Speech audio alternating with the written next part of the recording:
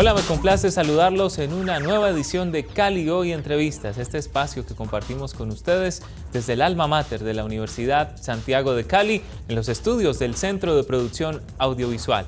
Espacio con temas de actualidad, con invitados expertos y qué bueno estar al lado de ustedes, no solamente en esta señal, sino en nuestra plataforma. Recuerden visitarla, CEPA FCP. Allí están todas las ediciones de Cali Hoy Entrevistas. El día de hoy vamos a estar hablando de análisis de medios en tiempos de pandemia.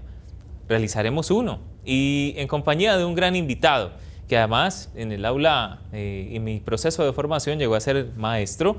Él es Pedro Pablo Aguilera, quien es filósofo, periodista y analista de medios, investigador y profesor asociado de la Universidad Santiago de Cali, nacido en Cuba y radicado en Cali ya desde hace muchos años, y pues es la persona que nos acompaña en esta edición de Cali Hoy Entrevistas. Maestro Pedro Pablo Aguilera, bienvenido.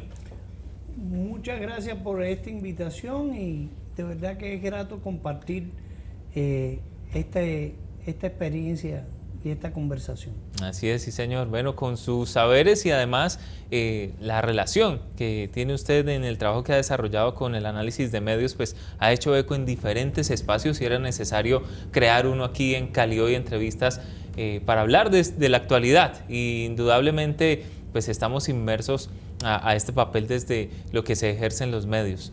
Bueno, la sociedad actual se define como una sociedad tal vez bajo las líneas de la hiperconectividad. Con esto de la emergencia pública, con la pandemia del COVID-19, pues se da a entender que es mucho más la manera como se ahonda con la cuarentena y todo esto a la conectividad, a la internet y a una vida desde la virtualidad. ¿Cómo nos ha cambiado esta coyuntura, tal vez la vida de los seres humanos? ¿Qué se puede hablar de lo que ha traído esta pandemia? A ver, es muy curioso hablar de eso porque se está dando, o es un hecho ya, que lo que McLuhan en los años 70 o Alvin Toffler en su libro futurista de la llamada tercera ola, la tercera ola, ya es un hecho. El problema está que, como yo le digo a ustedes, bueno, a usted no, porque ya usted es un exitoso profesional graduado, pero a los estudiantes yo les digo que el cuerpo humano se ha crecido y es cabeza, tronco, extremidades y celular. Había una dependencia ya demasiado fuerte con el celular. Sin embargo, he tenido la experiencia en estos tiempos de alternancia, de virtualidad, que los primeros que han reaccionado en contra de esta hiperconectividad son los propios jóvenes. No saben qué hacer. Están sobregirados en el tema de la tecnología. Y el resto de la sociedad, ha entendido de que muchas de las cosas que creíamos que solamente se podían hacer de manera presencial, se pueden hacer desde la virtualidad. Yo creo que aquí hay experiencias positivas para entender que la tecnología puede ayudarnos mucho, ¿sí? Puede ayudarnos mucho, pero también tiene muchos riesgos. De acuerdo. Tiene mucho riesgo. Este artefacto que se hace omnipresente y puede funcionar, ser fructífero o interrumpir muchos procesos promisorios. Sí. Así es. Bueno, maestro, en uno de sus textos más recientes, sobre todo ya ahí nos introducimos al tema del Big Data, en una línea usted definía como el ADN de la sociedad contemporánea. Sí. Hoy somos eso. Somos una sociedad de datos. Los datos determinan todo. Las decisiones se toman con datos. Por eso el desarrollo de la inteligencia artificial es muy importante entenderla y comprenderla en todos los campos del desarrollo profesional. Ahora bien, en ese texto yo mencionaba y citaba a un estudioso de los medios que dice que si bien la inteligencia artificial aporta mucha información, la decisión quien la tiene que tomar en última instancia son los seres humanos. Las emociones no pueden entrar en el Big Data. Hay cuestiones de carácter de valores éticos que no entran en el Big Data, pero sin lugar a dudas, todo el mundo se mueve por Big Data. Todo el mundo se mueve, lo que pasa es que no queremos darnos cuenta, pero realmente el mundo actual, y cada día será más, importante el cruce de datos. No es el simple dato, sino es el cruce de datos que me permiten saber qué es lo que va a pasar mañana. ¿Qué es lo que va a pasar mañana? ¿O dónde van a ir la gente mañana? Sí, señor. Porque hay unas estadísticas, hay unas tendencias que el Big Data nos dice. Muy bien, maestro Pedro Pablo. Ahora usted mencionaba algo de que, bueno, se debe mantener esto como en una línea que separe lo que es el tema, si lo llamamos así, emoción. Y es precisamente a lo que está llevando una coyuntura como estas, porque a raíz de la pandemia se ve más lo que es una reacción, ¿sí? Y no una preparación de la gente navegando en medio de tanta información. Precisamente en esa respuesta, y tal vez de manera inocente, la gente acude a buscar información. ¿Qué riesgos se corren en esa medida, maestro Pedro Pablo? Mira, durante siglos la humanidad carecía de información y la información estaba limitada. Y eran los medios de comunicación el puente entre el conocimiento y la sociedad. Y la gente se enteraba por la prensa, que la leía diariamente, por la radio, que la escuchaba diariamente, o por la televisión, que la escuchaba diariamente. El problema está que con el desarrollo de las nuevas tecnologías, que ya no son ni tan nuevas, sí, señor, vivimos en tiempo real. Y no hay que, ya el periódico cuando sale viejo. La emisión de televisión muchas veces sale desactualizada. Entonces, contradictoriamente, a lo que piensa mucha gente, lo que más domina es la radio. Y en ese sentido, los podcasts es lo que más se está consumiendo. Pero hay sobreinformación. La libertad de expresión, que es un derecho no solamente constitucional, sino un derecho reconocido universal en la Declaración de los Derechos Humanos, dice que todo el mundo tiene derecho a la libertad de expresión. Esa libertad de expresión lleva a que todos podamos decir de todo. Entonces ahí hay un problema de educación, sí, y hay un problema de choques. Y ahí hay la sobresaturación y es lo que se denomina la infodemia. De acuerdo. La infodemia, que es la sobreinformación o el manejo excesivo de la información, que puede ser de dos niveles. O de sobreinformación, que nosotros, que no somos médicos, que no somos epidemiólogos, no sabemos leer, interpretar. Y la otra parte es la sobreinformación de informaciones falsas, que ahora le llamamos fake news porque suena más chic, ¿no? Pero mi abuela le diría mentiras. ¿Sí? Ya llegaremos a ese punto, maestro. Buena entrada la que hacemos aquí en Cali Hoy Entrevistas con este tema, hablando del análisis de medios, sobre todo en tiempos de pandemia. Vamos a una pausa y ya regresamos.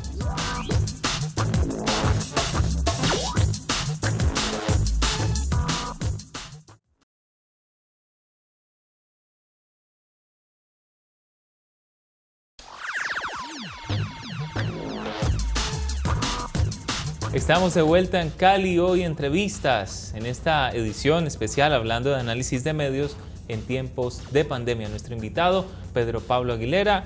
Y maestro, pues ya usted nos da una premisa a un tema que pone allí un versus, la infodemia y la pandemia. No se sabe cuál de las dos es más grave. Yo pienso que la infodemia no tiene vacuna. Bueno, todavía no sabemos si el coronavirus tenga vacuna. Hay muchas enfermedades que nunca han tenido vacunas. Pero lo que yo sí estoy seguro es que la infodemia no tiene vacuna. Es un virus que juega con la falta de alfabetidad audiovisual, lectura crítica, cultura crítica frente a la realidad. Y eso hace que, incluso sabiendo que la información es falsa, nosotros nos parezca muy simpático multiplicarla en nuestras redes sociales. Y no nos damos cuenta que lo que a nosotros nos es muy simpático y sabemos que es una desinformación y lo tomamos como chiste, como un absurdo, como una soberbia ignorancia a otra persona que pueda entrar en mi red social, no lo va a entender como una ironía o como una crítica con doble sentido, sino como desinformación. Sí es. Entonces, esto desorienta mucho.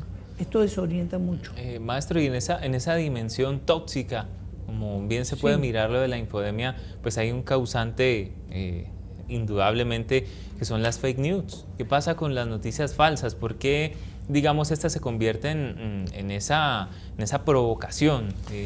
Digamos que los medios parece que no pudieran estar en mute, sino que se tuviera que estar creando y pues allí llega el resultado, ¿no? Hay varias causales. Primero, las llamadas fake news tienen dos causales. Una causal es una clara intencionalidad negativa de desinformar y de confundir al público. Eso es evidente. ¿Con fines qué? Fines políticos, fines económicos, de desprestigio. Eso son claras intenciones que se crea. Es una industria. Igual que existe la industria del entretenimiento, existe la industria de la fake news, ¿sí? Y existe otra causal de la fake news, que es el mal manejo de la información por quienes generan la información y que no tiene una intención negativa. Es un error profesional de quien asume el protagonismo de ser comunicador. Y aquí hablo en dos niveles. De el que quiere ejercer el libre derecho de expresión sin tener conocimiento de las reglas del oficio y la profesión del comunicador social. Que eso hay una regla, eso se estudia. De acuerdo. Pero también está el que, siendo un profesional de la comunicación, no se ha ocupado de saber cómo se maneja, en este caso concretamente, el llamado periodismo científico. Nos centramos en el periodismo deportivo, nos centramos en el periodismo político, nos centramos en el periodismo cultural o de farándula, como lo quieran llamar. Pero a todos los medios de comunicación del mundo se quedaron sorprendidos en sus salas de redacción de no tener especialistas en periodismo científico.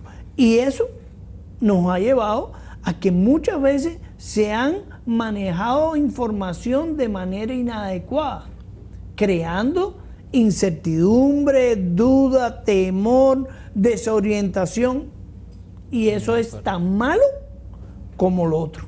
Pero es una de las primeras fallas que identificamos allí en esa dimensión, es que se quebranta el discernir de los agentes de esos medios. ¿Aún las mismas hegemonías caen en ese error? Sí. Mire, si usted analiza, y yo tuve la oportunidad de hacerle un seguimiento al tratamiento informativo desde enero hasta julio de varios países en América Latina, y el control que se le ha hecho a la fake news, y realmente ahí pecamos todos, realmente pecamos todos. Y no solamente en este país, sino se peca por acción u omisión. Y realmente los centros hegemónicos han manejado la infodemia de la pandemia, porque estamos hablando de eso, de la infodemia de la pandemia, como un elemento político. Okay. Sobre todo en Colombia. No, en todo el mundo. Okay. Y en todo el mundo la sociedad le está pasando la cuenta a los gobiernos por el mal manejo comunicativo que se ha hecho de la pandemia. Pero eso puede decidir las elecciones en Estados Unidos el día 4 de noviembre. Eso puede llevar a la crisis. Es más, tienen crisis al gobierno español. Eso tienen crisis la gobernabilidad en México, en Brasil. Y aquí está por verse. Pero el nivel de no credibilidad del gobierno frente al tema del COVID está en un 74% de no credibilidad. Al parecer acorrala entonces a ese organismo gubernamental, maestro Pedro, pero ¿en el caso de los medios también ocurre? Sí, claro, es que los medios en el caso colombiano son muy oficialistas y están más interesados en bajarle el nivel. Anestesiar. Sí, bajarle esto. Están más preocupados por la reanudación de la economía, de DIMAYOR. Están más preocupados por eso que por las estadísticas. Es que es sorprendente que ya hoy nadie se sorprenda de las cifras de contagiados. No estoy hablando de muertos. De acuerdo, sí. Que es alta. Indicador preocupante. Sí. Lo más preocupante no son los muertos, que son muy preocupantes. El problema son los casos activos.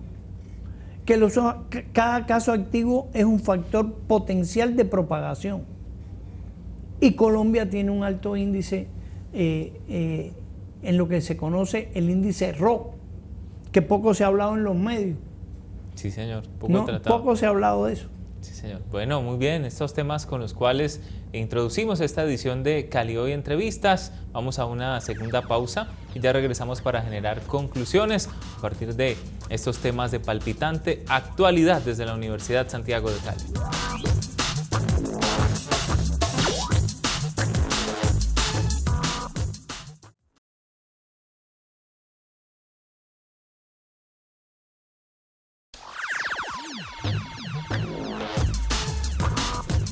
Regresamos a Cali Hoy Entrevistas en este último bloque. Para todos ustedes que continúan ahí con nosotros, hemos venido dialogando acerca del análisis de medios en tiempos de pandemia. Nuestro invitado Pedro Pablo Aguilera. Y maestro, vamos a pasar a un punto en el cual usted ahora nos hizo también una señal y tiene que ver con el libre derecho y el acceso a la información. pero también en esto de la infodemia, pues cómo se hace otro cruce, ese versus entre la una y la otra, y bueno, ¿cuál sería la restricción que se podría poner, si se dice así, desde los entes de control, desde los mismos medios de comunicación? ¿Qué sería lo relevante ahí antes de restringir? Mira, me voy a limitar a lo que dice la Constitución colombiana. La Constitución colombiana, si no me falla la memoria, en su artículo 20 o 19, habla de que todo ciudadano colombiano tiene derecho a crear medios, es decir, a tener redes sociales, ¿sí? Sí, señor. A informar y a estar bien informado, a expresarse libremente. Pero hay una coma en ese articulado y dice, a estar bien informado. Todos tenemos derecho a expresarnos, todos tenemos derecho a decir, pero todos constitucionalmente estamos obligados a hacerlo bien.